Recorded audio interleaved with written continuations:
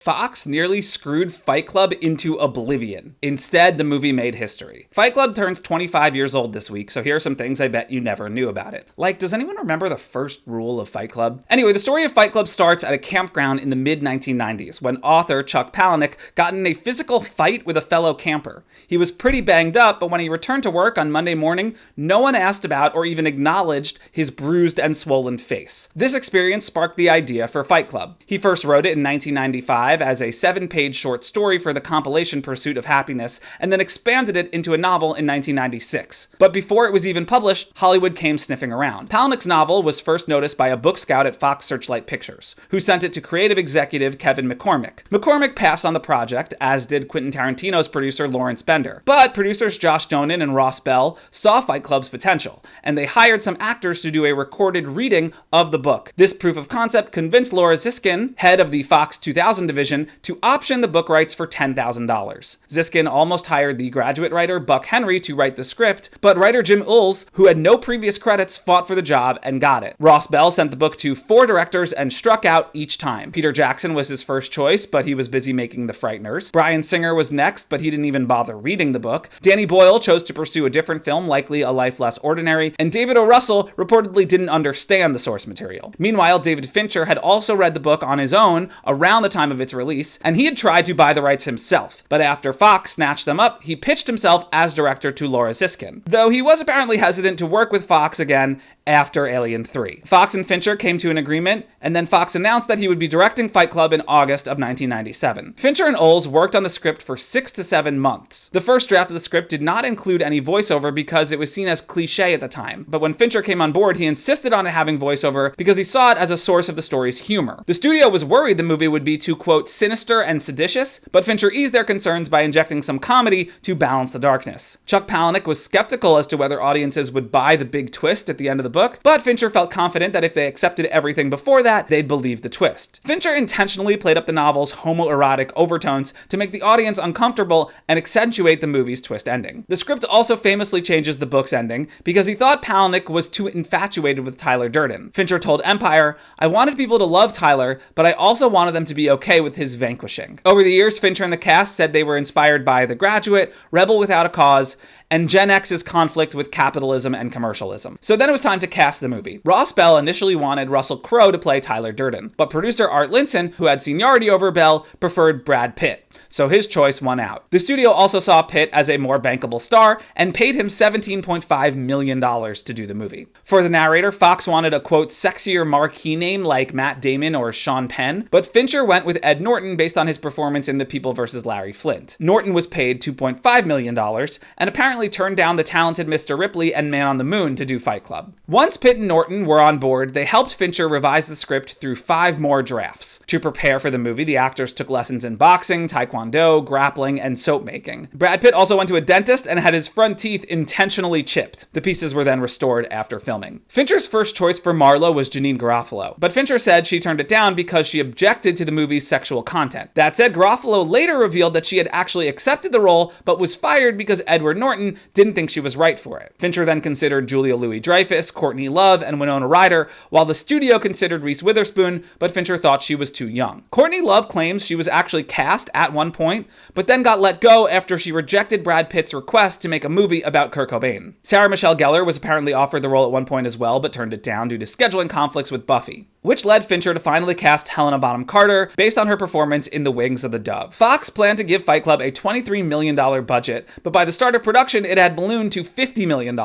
So New Regency then came on to co-finance the movie. But during filming, the budget grew to $65 million, and New Regency was not happy about this and threatened to withdraw its funding. But that never actually happened. Fight Club went into production in July 1998, shooting 138 days total, wrapping in December. Fincher shot more than 1,500 rolls of film total, which is 3 times more than the average Hollywood movie, totaling 300 scenes across 200 locations. It shot in and around Los Angeles, primarily on 70-plus sets built at the Fox lot in Century City. The exterior of Tyler Durden's house was built in Wilmington, California. Fincher and DP Jeff Cronenweth shot the narrator's scenes without Tyler as bland and realistic, but Fincher said the scenes with Tyler were more hyper-real in a torn-down, deconstructed sense. Fincher and Cronenweth intentionally messed with some of the exposure and contrast on the Kodak film stock to give the the movie that unusual look. The fight scenes were heavily choreographed, but the actors were encouraged to go all out for realism. Makeup artist Julie Pierce studied MMA and boxing matches to accurately portray blood and sweat on the fighters. Meatloaf wore a 90-pound fat suit to give him larger breasts, and 8-inch lift shoes in order to tower over Ed Norton. Fincher hired visual effects supervisor Kevin Todd Haug to handle the movie's various special effects, like the gun and mouth blast and Tyler Marla sex scene were done with CGI. And when the camera quickly flashes across the city to show us Project Mayhem's equipment, that was a 3D composition of nearly 100 photos of LA and Century City. Fincher first asked Radiohead's Tom York to compose the movie's score, but York declined as he was pretty stressed out coming off of OK Computer. So Fincher instead hired the breakbeat producing duo Dust Brothers, who made a postmodern score using drum loops, electronic scratches, and digital samples. Fincher put together the first cut of the movie in early 1999 for the studio executives, and the execs hated it and worried that the movie would have no audience. The film was initially supposed to come out in July 1999, but was instead delayed to the fall. The studio said it was because of a crowded summer schedule and rushed post-production process, but it was also reported that the Columbine shooting in April played a role in its delay. Fox had no idea how to market the movie, and while it had Brad Pitt, they didn't even think he'd be able to attract women to this film. Also, Fincher didn't want the posters and trailer to focus on Brad Pitt, so he encouraged the studio to hire advertising firm Wiesen and Kennedy to come up with a campaign. W&K proposed the image of the pink soap with the title on it, which Fox executives saw as a bad joke. Fincher released 2 early trailers made to look like fake PSAs that the studio didn't think were working, so it launched a $20 million marketing blitz focused on the movie's fight scenes. They promoted the film during WWF wrestling broadcasts, which Fincher disagreed with because he thought it created the wrong context. Producer Art Linson blames the ill-conceived one-dimensional marketing for the movie's failure at the box office. Fight Club had its premiere at the Venice Film Festival on September 10th, 1999, before opening on nearly 2,000 screens in the US on October 15th, 1999. It did $11 million opening weekend domestic, and then grossed $100 million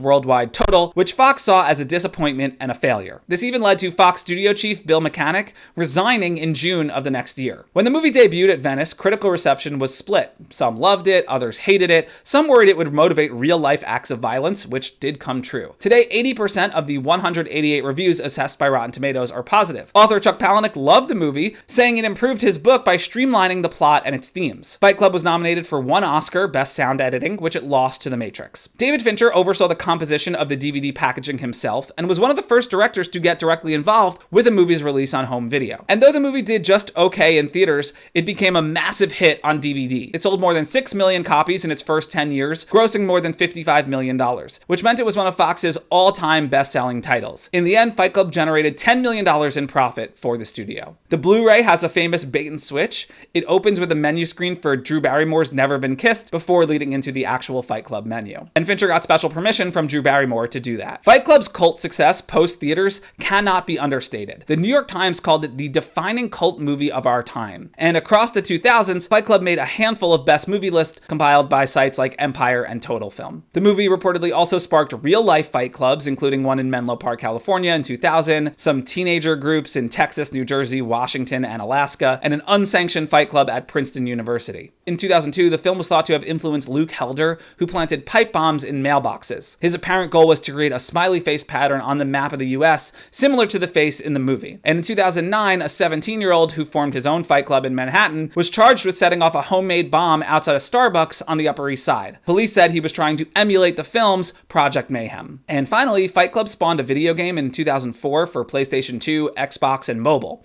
It was critically panned and deemed a failure. Oh yeah, the first rule of Fight Club is don't talk about Fight Club. Oops.